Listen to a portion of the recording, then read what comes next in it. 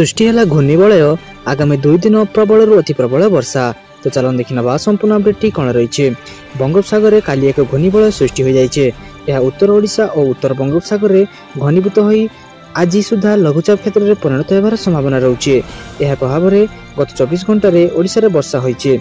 आगामी 2 दिन पर्यंत राज्य अधिकांश स्थान में वर्षा हेबो आ किछि अंचल में प्रबल अति प्रबल वर्षा हेबार संभावना रही। तो आहरी 2 ରୁ 3 दिन एभली वर्षा हेबार सूचना दैछन्ती आईएमडी निर्देशक मृत्युंजय महापात्र।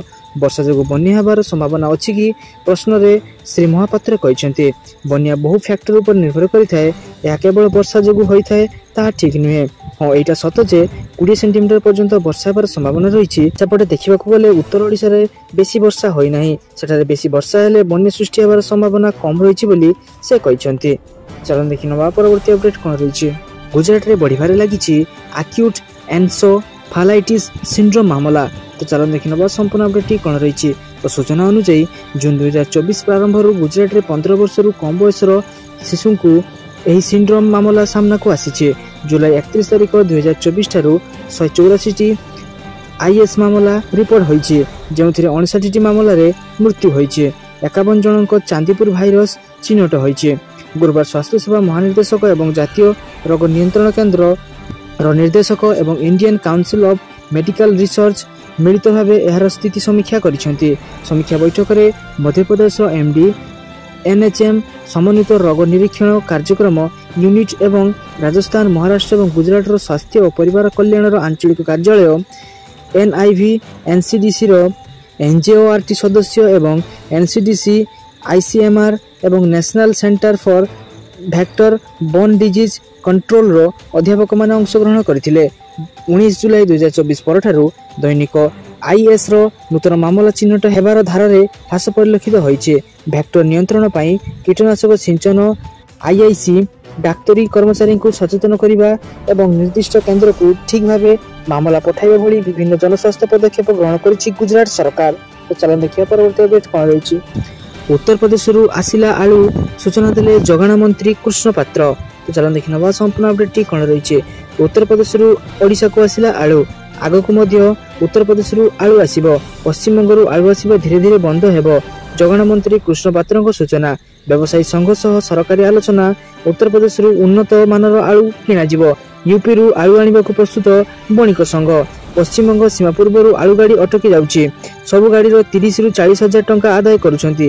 यार विरोध कले व्यवसायी को माड़ मारुछन्ति। पश्चिम बंगर पुलिस और गुंडा श्रेणीर लोक एपरि करथुवा कहछन्ति मंत्री। तो चलन देखिया परवर्ती अपडेट कोन रहिछि। एही महिला को मिलिबो 3 लाख टंका। जल्दी करंतु आवेदन। तो चलन देखिनबा संपूर्ण अपडेट कोन रहउछि। विशेषकर महिला व्यवसायी को योजना रे सुविधा प्रदान करा जाउछि। एभली योजना माध्यम रे सहरांचल उपकुंठ बा ग्रामांचल रे व्यवसाय रे मनोनिवेश करिथिया महिला को सहायता प्रदान करा जाउछि। केंद्र महिला विकास निगम एही योजना परिचालना करुछि। एही योजना रे सरकार महिला व्यवसायी को 3 लाख टंका बिना कोनोसी सुधरे जगाई देउछन्ते। ग्रामांचल महिला चाषी माने मध्य एही योजना रे शामिल होई परिबे। नियम अनुसार एही ऋण टंका फेरस्त मध्य करिबाकू हेबो। एही योजना रे महिला केवल ऋण जगाई दिया जाउ नाही, बरं एही योजना रे कोनोसी निर्दिष्ट व्यवसाय करिबाकू चाहुଥିବା महिला को तालीम मध्य प्रदान करा जाउछि। एही योजना रे शामिल हेबाकू हेले परिवार आय 1,50,000 किंबा ताठारु कम हेबा आवश्यक। तबे भिन्नक्षम महिला क्षेत्र रे आय सीमा निर्धारण करिनांती केंद्र सरकार। सेही भली आवेदनकारी बयस 18 ରୁ 55 वर्ष मध्य होइथिबा आवश्यक। एही योजना रे शामिल हेबाकू केतक निर्दिष्ट दस्तावेज आवश्यकता पड़ुछि। जने आवेदनकारी पाखरे पासपोर्ट साइज फोटो, जन्म प्रमाण पत्र, ठिकाना प्रमाण पत्र, राशन कार्ड, बीपीएल कार्ड, जाति प्रमाण पत्र, बैंक पासबुक आदि आवश्यकता रही।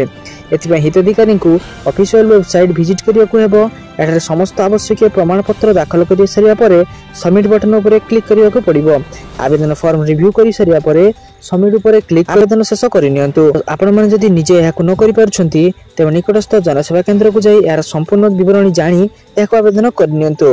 तो चलन देखिया परवर्ती अपडेट कोन रहिछि। बापू पुओ अलगा रहउथिले उभय को मिलिबो राशन कार्ड। तो चलन देखिया संपूर्ण अपडेट कोन रहिछि। जो परिवार रे बापू पुओ अलगा रहउथिबे उभय को राशन कार्ड देबार व्यवस्था करा जिवो। पूर्व सरकार अमल रे बहुत धनी लोक बीजेडी नेता जरिया रे राशन कार्ड हतेछंती बोली राज्य खाद्य जोगाण और खाउटी कल्याण मंत्री कृष्णचंद्र पात्र कहछंती। विधानसभा प्रश्नकाल में बीजेडी सरकार विरोध में एभली संगीन अभियोग आनी मंत्री कहछंती जे ଏବେ ଆମ ସରକାର ଧନୀ ଲୋକଙ୍କୁ ଚିହ୍ନଟ କରି ରାସନ କାର୍ଡରୁ ବାଦ ଦେଉଛନ୍ତି। ମନ୍ତ୍ରୀ ଆହୁରି କହିଛନ୍ତି ରାଜ୍ୟରେ ଏବେ ସୁଦ୍ଧା 16,27,932 ଭୂତ ରାସନ କାର୍ଡଧାରୀଙ୍କୁ ଚିହ୍ନଟ କରାଯାଇଛି।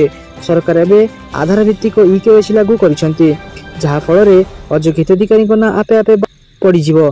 ମୃତକଙ୍କ ନାଁ ମଧ୍ୟ ତାଲିକାରୁ ବାଦ ଦିଆଯାଉଛି।